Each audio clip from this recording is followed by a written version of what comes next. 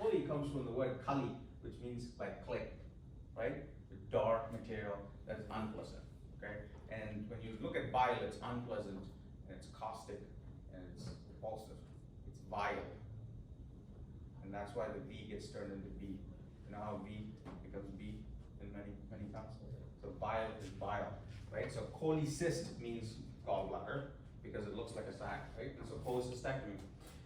Now, so let's talk about the anatomy of the gallbladder. There's certain things about the anatomy of the gallbladder that you should know, and it has implications in your surgery, okay? So what are the parts of the gallbladder? Fundus. Infundibulum. So we think the gallbladder is like this, right? But it's not like this in reality. What it is like this. You have a fundus, you have, which is a bulbous part, and then you have a nearly rectangle cylindrical area, which is called the body, and then you will have something like this, which is called what? Infundibulum. Yeah, which has a little bit of a curve like that, infundibulum. And then, not this way, but directly perpendicular to it, it takes off like this. Okay? And that's the neck. Okay? And the neck narrows down to a duct. Okay? Called the cystic duct. This is how it is actually. It is not like this. Okay? So you have 5 parts. You have the fundus. And sometimes the fundus could look like this. What is that called? That's a stupid hat. I can't think of it. It's called the Phrygian cap abnormality. It is the most common congenital malformation of the gallbladder. You'll see it a lot actually.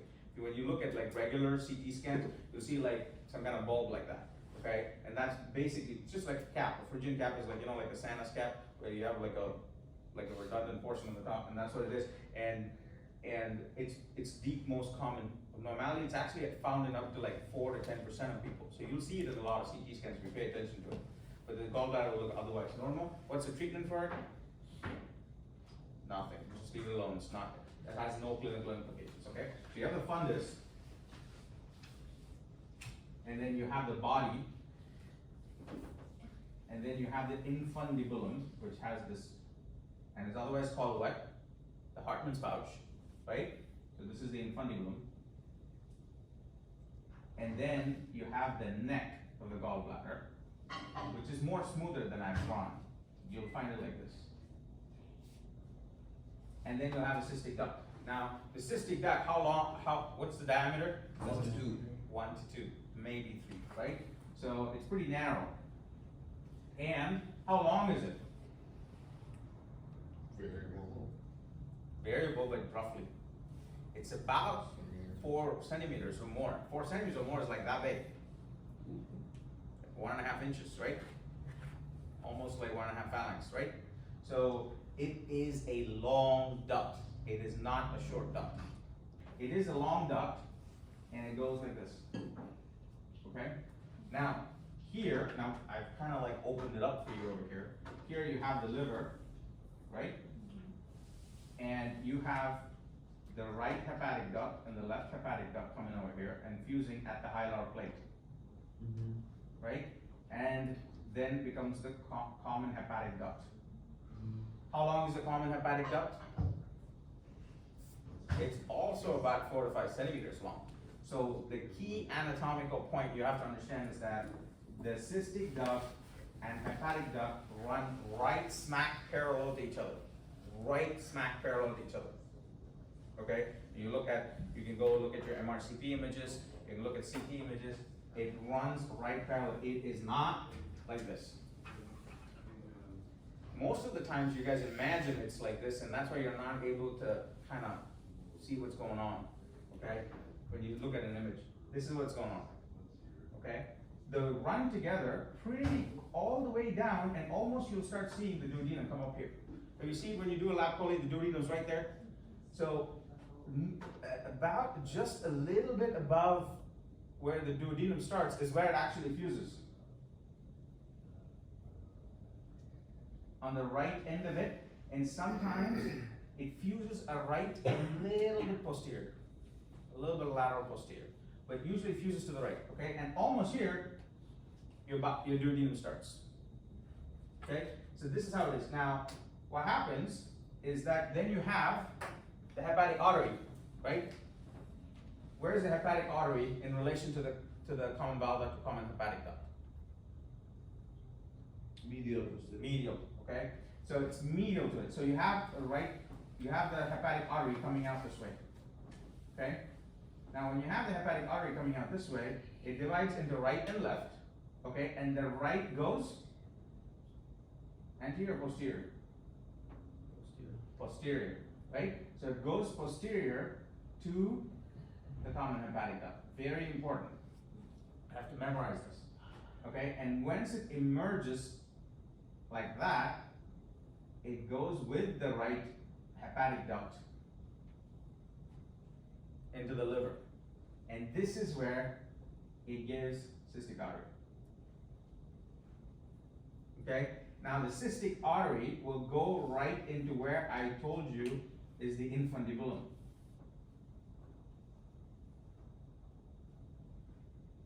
And it'll tether the infundibulum. If you look at McGregor's Surgical Anatomy, fantastic book. You gotta buy that book. It's only like this big. Okay?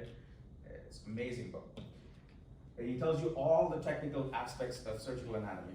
Okay? He tells you that the key point here is that the cystic artery will tether the infundibulum. It'll draw it closer. Okay? And that's important because once you release this, everything becomes so easy. Right? Now, your liver is right here. So this part, right here, is the hepatocystic triangle, or otherwise called Calot's triangle. Okay? So this is the hepatocystic triangle. Okay? Now this is covered in peritoneum. So you're not gonna see the cystic artery. And this peritoneum covers all of this. So when you look at it, all you're going to see is the gallbladder, and you're going to see a whole bunch of yellow go around like that. So you wouldn't know where to start, right? So this is how it is. Now, how is the blood supply to the bile duct?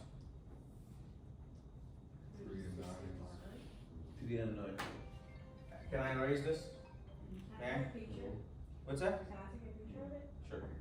But quick. Okay, or I can draw it here. Okay, I can probably draw it here.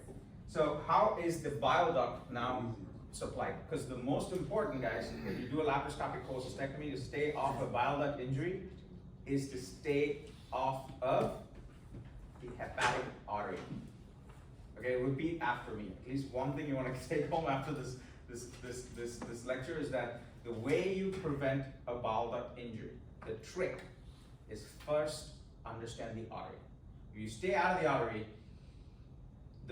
during the process of staying out of the artery, you'll end up isolating the cystic duct and the common bile duct, okay? And I'll tell you why the artery is important even furthermore, okay? So let's say you have the bile duct here, okay? You have the common hepatic duct, and you have the right hepatic duct, and you have the left hepatic duct, right? And now you have the common hepatic artery proper, right? Hepatic artery proper is going this way, right? And then it goes behind. So this is the left. This goes behind like that. And then goes this way, okay?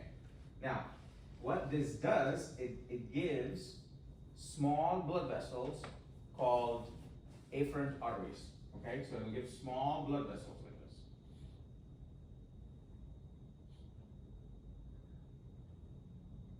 Okay?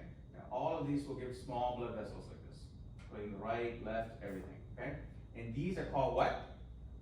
Afferent arteries to the common bile duct, okay? And these afferent arteries will then join together to form a marginal artery like this. okay? You can go down like this, go down like that. You see that? Go from a marginal artery like that. The same way, it'll give over here, and you'll have a marginal artery that runs this way. Okay? And the most important is there is a marginal artery that runs this way. The most important marginal artery. Okay? So these are called what? Marginal arteries. How many marginal arteries? 3. You have the 3 o'clock artery, you have the 9 o'clock artery, and this is called the transverse hilar marginal artery or hilar marginal artery. Okay? So you have afferent arteries to the bile duct, and then you have marginal arteries, and how many of them are there? 3. Yeah, 3. And then all of this will form a plexus like this right on top of the bile duct. And you can see when we dissect through a Whipple or something like that, you'll see the bile duct and you'll see a lot of like small blood vessels on it. And that is called epicholedochal plexus. Okay? So there are 3 of these. And don't think that this is all too nuanced. This is there in one of the recommended readings for the American Board of Surgery on its website for your board certification exam. Okay?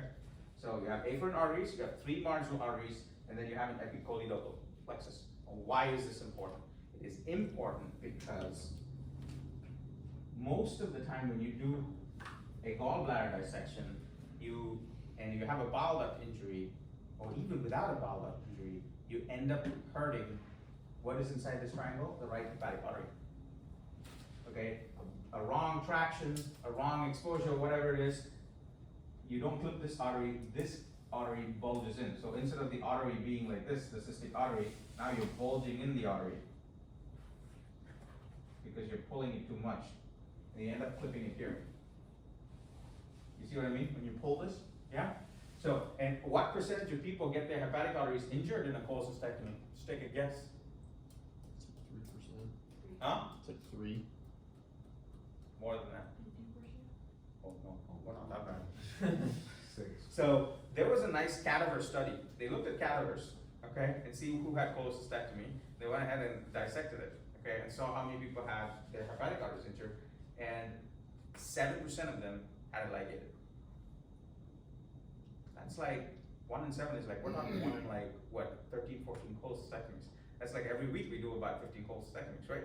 So one person's getting clipped, right? But nothing ever happens. And why is that? The reason is this plexus. So once you clip the right hepatic artery, let's say, the blood flows through what? All of these marginal arteries and everything, and finally gets back to the right side of the liver from the left side. Right? And so very few people actually suffer clinical ischemia.